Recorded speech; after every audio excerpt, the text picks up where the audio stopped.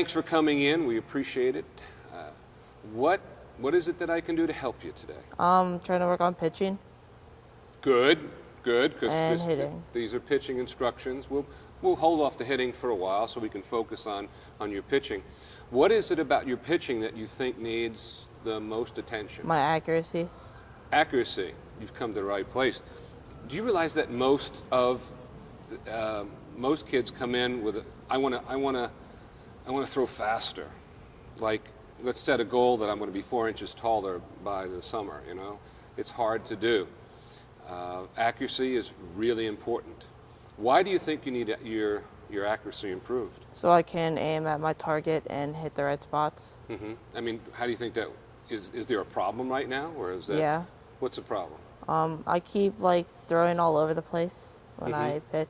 So you're not throwing at one particular place, like low and inside or up and outside? Yeah, all over the place. You're all over much. the place? Yeah. And you're how old? 13. And do you know that's reasonable? Yeah. I mean, it's reasonable for a 13-year-old to have control problems. No. Okay, well, I'm here to tell you it is. Don't worry about it. It's an adjustment because there's several things happening here in the world, your world, and they all come together at 13 and 14 years old. All of a sudden, you're growing, and the distance between your nose and your fingertips is different every day, right? So you have to get adjusted to that. 2, there's a bigger distance, so you're using more energy, and you're using more force to do what you're doing.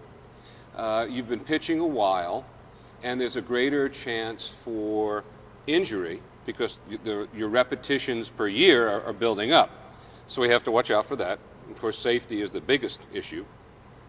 I'm assuming that by 13 you've been to other baseball schools. Yes? Yes. Okay. This is going to be a different experience. We emphasize the school part and the student part. Don't think you're going to come in here and throw for an hour and get better. I mean, throw pitches for an hour, because repetition is good so long as it's the right repetition. We're not going to put pressure on you to perform. I'm not going to put pressure on you to practice. That's up to you. I can't make you practice. But what I can do is show you the importance of learning, of being a student. You should come in here every day with an idea of, Coach, this is what I need to know today. This is what I want to learn. And you ought to go out of here saying, boy, I didn't know that. We talk about learning how to learn. Now, that's a really complicated to grasp, but you really do have to learn how to retain information. We use video. We use a lot of sensory awareness. We're also going to give you information like, did you know that baseball is the only game where the defense has the ball? Yes. You did? Yeah. Who told you that? My dad. Your dad? Well, he's a smart guy. I can't tell you, like, not very many people know that. Well, that's one that I can't give you. Here's another one that most people don't realize. After you throw the ball, pitchers, and moms don't like to hear this at all. After you throw the ball, a pitcher is 50% closer to the batted ball than the third baseman playing his normal position. Now, did you know that? No. Good. All right. Well, we work from that perspective. Good mechanics breed safety after you throw the ball. So we're going to work on that too. If you've got one eye going to third base, you're a left-hander or right-hander? Right-hand. Right-hander. If you're turning towards first base and you're not paying attention, that's going to be a problem. But let's get back to the program, and we definitely have a program. It's not a cookie-cutter program. It's individual to your needs, and we're going to find out what your needs are after we do the video. But we have a general approach, and you may not want to know this, but I guarantee you mom and dad do. The first thing is what we're doing here today is building relationships. So many of our kids come in at 9, 10 years old and stay all the way through college, and some of them have the opportunity, not many, to go on to pro ball. So it's important that you understand that we stand for your success. That's the only reason why we're here. I don't care about your team winning. And I see you're playing with the FCA, the Yes. Fellowship of Christian Athletes. You're looking good in that uniform. You play for Coach Berger? No. Which coach do you play Coach for? Japoris. Okay, another great guy. I have a tremendous admiration. You know, we've been teaching. Were you ever in our camps that we used to teach for SVA? No. Because we've been working with the FCA folks for 9 years, teaching the pitching component of their summer camp. So I've gained a lot of respect for their values and what they're trying to do. But anyway, building relationships is certainly what FCA baseball is about, right? The other thing, another good friend of mine, Jim Meyer, who's a sports psychology coach, says is you have to understand you have to learn who you get the truth from. Who do you believe? That's the basis of learning. If you don't trust your teacher, and I am a teacher, I'm not a coach, I'm not going to make you run laps, I'm not going to cut you from a team, I'm really a teacher. If you don't trust that I have the right information, you're not going to believe me. And how do you know that? Do you have any idea how I'm telling you the truth? No. Well, the first thing you do is say, why? Why is that important? If I do that, what will happen? You have to ask me as many questions as I ask you, and that's okay. Normally, teenage boys are sort of scared of adult coaches, largely because we've screwed up and haven't given you the opportunity to participate. That's not what it's like here. You have the right and the responsibility to engage us in questions. You can absolutely disagree with anything I say. That tells me either I haven't done a good job of teaching, or I need to explain it, or you've misunderstood it. Either way, we're going to get at the truth as it is at the time being. Now, the truth at the time being has a lot to do with scientific fact. We're not going to talk about pitching because it's the Pinkman way or the Tom House way. It's the way that we get the information out of the biomechanical laboratories, and it keeps changing all the time. Like your phone, you get a new phone like every other week, I'm sure. But we don't go back and say, well, this is the way we did it when we played. This has absolutely nothing to do with us. It's not about our past, it's about your future. So building relationships is the key to any teaching. The second thing is safety, and that's fundamentals. Most guys come in here wanting to learn fundamentals, but being a student athlete is so much more. So fundamentals you're going to get. We're going to teach you how to throw the ball straight. We're going to put a ball on a tee, and you're going to be able to successfully knock that ball off the tee without touching the tee. And then we're going to make you close your eyes and do it with your eyes closed. Now that's our standard of accuracy. And if you can do it in here, you can certainly do it on the ball field. Next thing is handling pressure. How do you emotionally prepare? How do you handle pressure? There are ways to do that. Let me ask you a question. You ever have a coach say to you, I can accept physical mistakes. We all make them. Everybody boots the ball. Everybody makes an error. But I cannot and will not accept mental errors. Yeah. You've heard that before? Yes. I find that I've heard that before all my ball career. And one day I stopped to think about it and said, well, gee, how much do we practice the mental game? And nobody does. And the reason they don't, quite frankly, is they don't know what to do. We spend a lot of time trying to find out and fill that out. I have a lot of contacts, a lot of friends nationally in the business. And there are skills that you can develop, how to handle pressure, how to deal with the mental game. It is unreasonable to hold you accountable to things that you don't know. It's like asking you to, are you taking history? No, civics. Civics, okay. That's okay. So in your civics book, you're going to say, teacher comes in and says, okay, we're on chapter 4 right now, but today we're going to test you on chapter 8. Is that fair? No. No, but that's what, as coaches, we have a lot, as a group, a national base of coaches, we have a tendency to do that. We expect more than we prepare kids to do. So this effort here is preparation. The next thing we're going to do is talk about, we have tactics and strategies. How do you get somebody out? Let's see if you know this. See if Dad told you this one. What's a pitcher's main responsibility? What's his number one job? To throw strikes. No. Thank you for playing, but incorrect. Try again. Accuracy? No, that would be throwing. Well, accuracy, yes, that's true.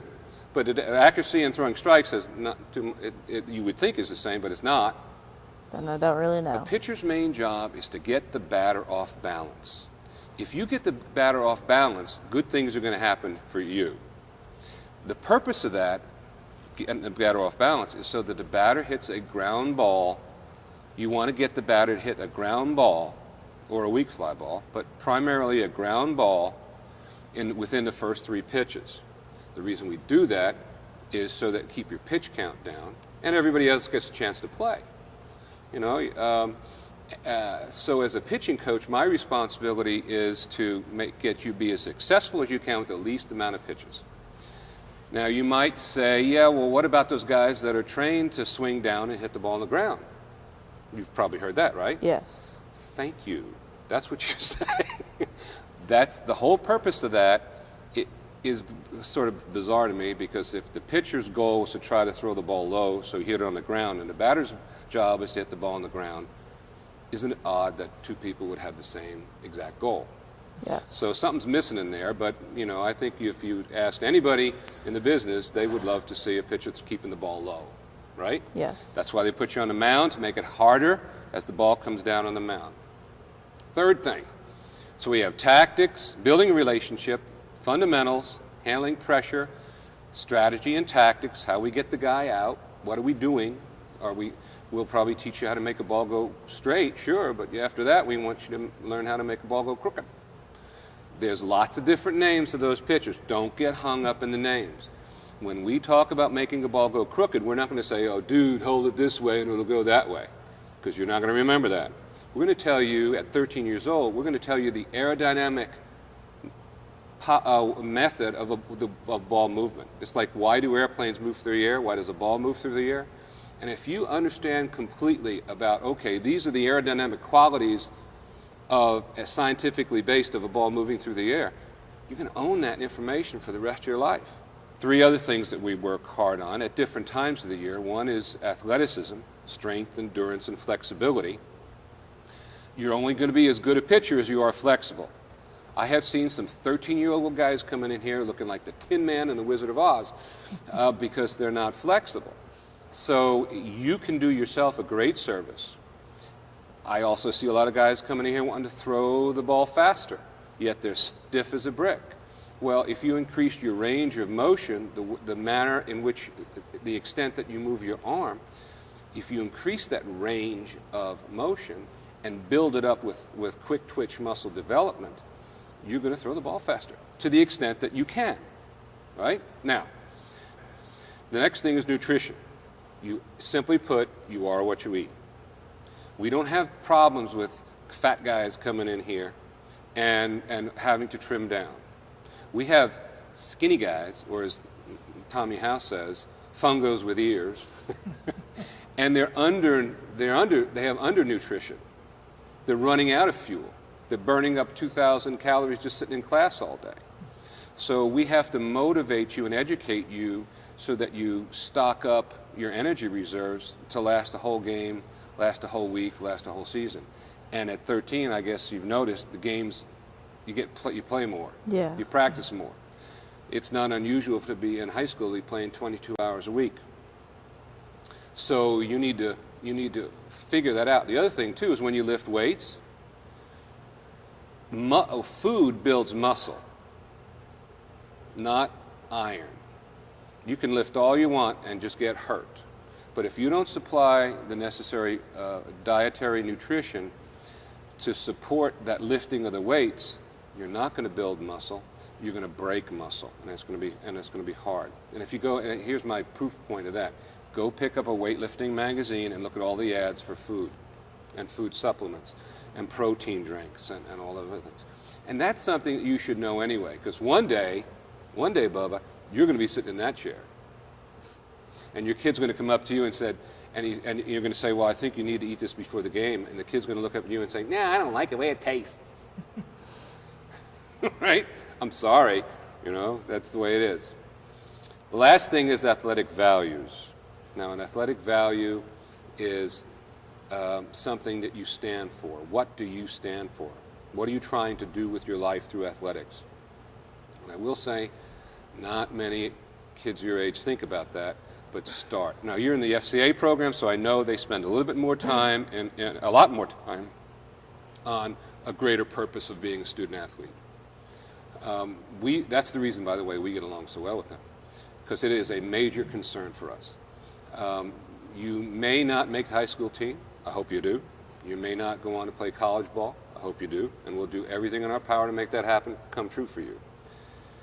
But the chances are unlikely that you'll be a pro ball player, but the chances are very likely you'll become a dad one day. Now, how are you preparing yourself to take on that responsibility through your athletic career? That's something that we want you to start thinking about, and we're going to, and through our relationship, we're going to give you the necessary motivation to do that. You need to study words like dependability and compassion and honor and poise, reliability, resourcefulness, integrity. I know that's a big word in FCA, letting your actions speak louder than words. So those are all our components. And yeah, you know, I'm laying it on pretty heavy for you, trying to let you know what we're about, but it's going to be fun too. Obviously, it's much easier learning when you're having a good time. So you're going to drive that too.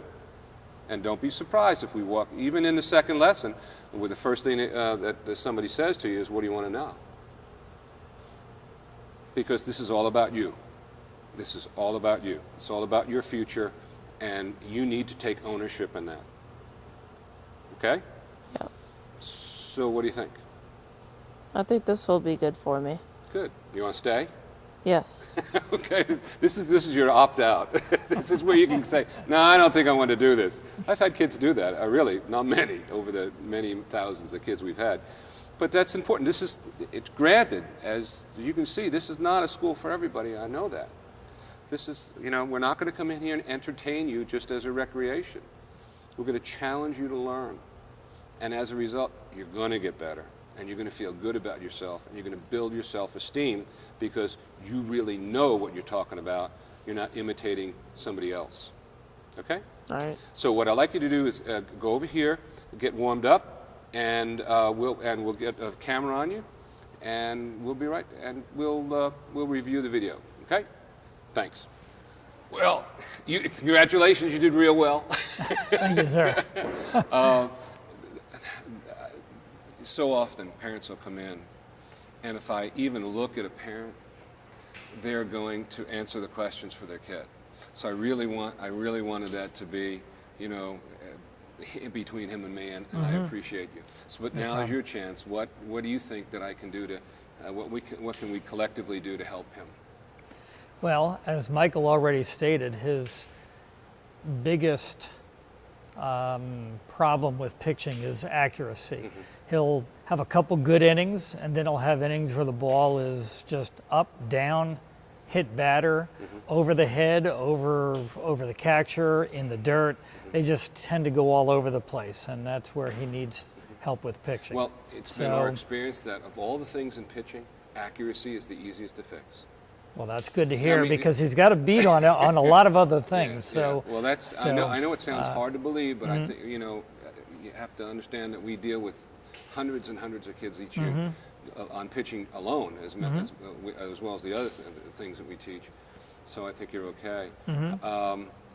I would like for you, when we're working together, for you to be here, or your wife, and to be engaged in the lesson. Oh, I'd like to be. Yeah. You know, to this extent that safety permits. But it's helpful to have 2 years, 2 more years, 2 more eyes, and it's important for us that you also gain the same information that he's learning, so you can help at home, mentor him at home. Yeah. Yeah, we do have a pitching tunnel at home, so he can practice in the backyard. It's a 75-foot tunnel.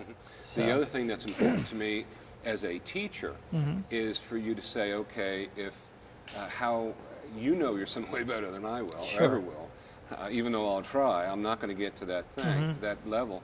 And if you say, well, you could reach him a little better if you did this, or you could reach him a little bit, or he doesn't really respond well to this, you know. Yes, That's I'm concerned about that because I want to do everything possible to get the most amount of information retention in him in the shortest period of time.